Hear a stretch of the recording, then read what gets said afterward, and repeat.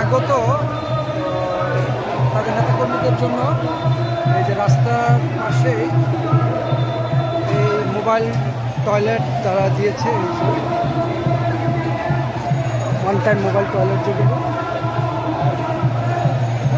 তাবিদ আওয়াল সম্ভবত এগুলো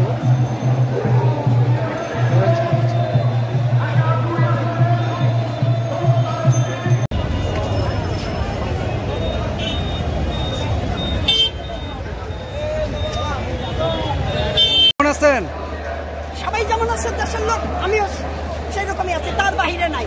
কোথা থেকে আসলেন? আমি ঢাকায় থাকি। আমি জিয়ামঞ্চ কেন্দ্রীয় কমিটির যুগ্ম সাধারণ সম্পাদক, জিয়ামঞ্চ কেন্দ্রীয় কমিটি, বেগম জিয়ার উপদেষ্টা, দক্ষিণের আহ্বায়ক আব্দুল সালাম আমার সভাপতি, ফয়জুল্লাহ ইকবাল সাধারণ সম্পাদক, আমার সেন্ট্রালের সকল নেতৃবৃন্দ জিয়ামঞ্চ এখানে আছে। আমাদের দাবি তো একটাই, হাসিনার পদত্যাগ, অবৈধ সরকারের পদত্যাগ। We are all committed and decided. আমরা রাজপথে আছি, রাজপথে থাকবো। বিদায় দিব তখনই আমরা শপথ করে এসেছি যে আমরা এখান থেকে ফিরবো আমাদের দাবি তো আদায় করে। সকালে একটু ভয় দেখাইছিল এই দেশের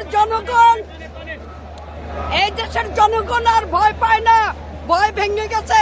ওই দিন বাগে খাইছে, সুতরাং সাবধান, বিজয় আমাদের আসবে, গণতন্ত্র ফিরিয়ে আনবো, তত্ত্বাবধায়ক সরকার আসতে হবে। আজকে আপনারা দেখেন, আমার সামনে ক্যামেরা ধরেছেন, আপনারা জরিপ করেন আমরা কত লোক। আমরা চাইলে অনেক কিছু করতে পারি, আমরা শালীনতার ভিতরে। বিএনপি যারা করে এরা মানবিক, এদের ভিতরে মানবতা আছে। আপনারা সবাই ভালো থাকবেন। এখন কথা একটাই, শেখ হাসিনার পদত্যাগ দাবি আছে, কোনটা দাবি? এক দফায় এক দাবি, এক দফায় এক দাবি। নেত্রী আছে, কোনটা নেত্রী? সবাই বলো, আরো জোরে, জোর হলো না, সবাই বলো।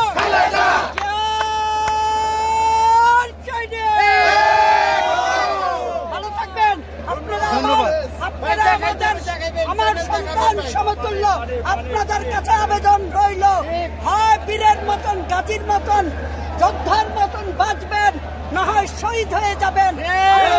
অনেক মা আপনাদের মনে রাখবে। আপনার নাম কি? কোথা থেকে আসলেন? একটু জোরে বলতে হবে। হ্যাঁ, ভোলা ভোলা। তো আজকের এই যে মহাসমাবেশ, আপনার আসার পথে কোনো বাধা পেয়েছেন? হ্যাঁ,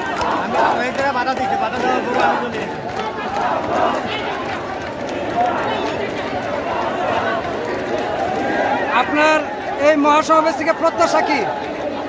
বিরোধী দল হিসেবে এসেছি, ক্ষমতা নিয়ে দেশে যাবে ইনশাআল্লাহ। এর আগে আমরা গতকালকে একটি সংবাদ পেয়েছিলাম যে সেপ্টেম্বরে তফসিল ঘোষণার সম্ভাবনা আছে। তফসিল ঘোষণা করলে কি আপনার নির্বাচনে যাওয়ার প্রস্তুতি আছে কিনা? সরকার তো নির্বাচনের প্রস্তুতি নিচ্ছে, অর্থাৎ আপনাদের কথা হচ্ছে তত্ত্বাবধায়ক সরকার ছাড়া আপনারা কোনো নির্বাচনে যাবেন না।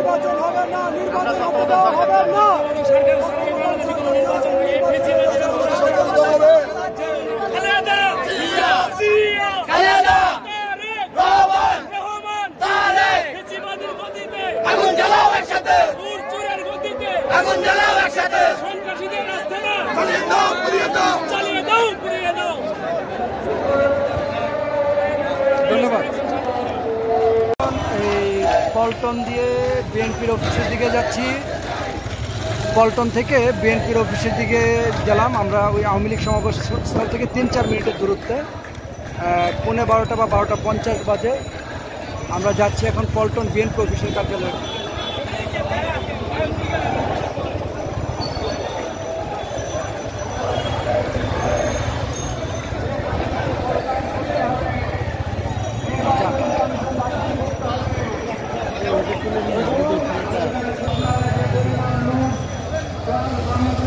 আপনি এই যে জেলের কয়েদি পোশাক পরেছেন, আমরা গণতন্ত্র মুক্তি করতে আছি, আমাকে জেলে নাও, বেগম জিয়াকে মুক্তি দাও।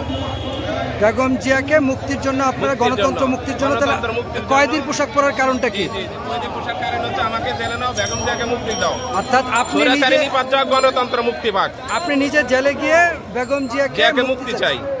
আচ্ছা, কোথা থেকে আসছেন আপনি? আমি ভোলা জেলা বিএনপি। ভোলা জেলা বিএনপি। আপনার নামটা? আমার নাম মাসুদ রানা। আপনার দায়িত্ব কি, পোস্ট কি? আমার পোস্ট একজন সাধারণ নাগরিক। সাধারণ নাগরিক, সাধারণ কর্মী। সাধারণ কর্মী। আচ্ছা, এই যে আজকে যে মহাসমাবেশে আপনি যোগ দিলেন, কোথাও কি বাধাপ্রাপ্ত হয়েছেন? বাধাপ্রাপ্ত নারায়ণগঞ্জে হয়েছে, চেক করছে। আচ্ছা, চেক করার পর আমরা এগিয়ে আসছি।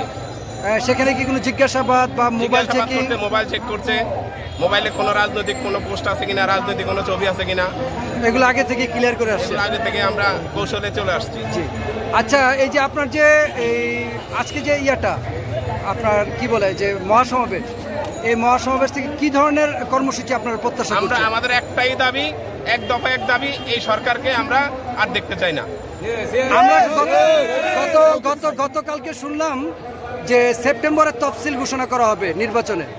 যদি আপনাদের দাবি না মেনে তফসিল ঘোষণা করে, সেক্ষেত্রে আপনাদের পদক্ষেপ কি হতে পারে? আমাদের পদক্ষেপ, আমরা রাজপথে আছি। যতক্ষণ পর্যন্ত আমাদের দাবি আদায় না হবে ততক্ষণ পর্যন্ত আমরা রাজপথ ছাড়বো না, ইনশাআল্লাহ। আচ্ছা, শুনতে পারলাম যে এই জাতীয় পার্টির সাথে আপনাদের একটা ঐক্য হওয়ার সম্ভাবনা আছে। জাতীয় পার্টির সাথে ঐক্য হওয়ার কোনো সম্ভাবনা আমরা জানি না, এটা উপর কর্মকর্তারা জানে।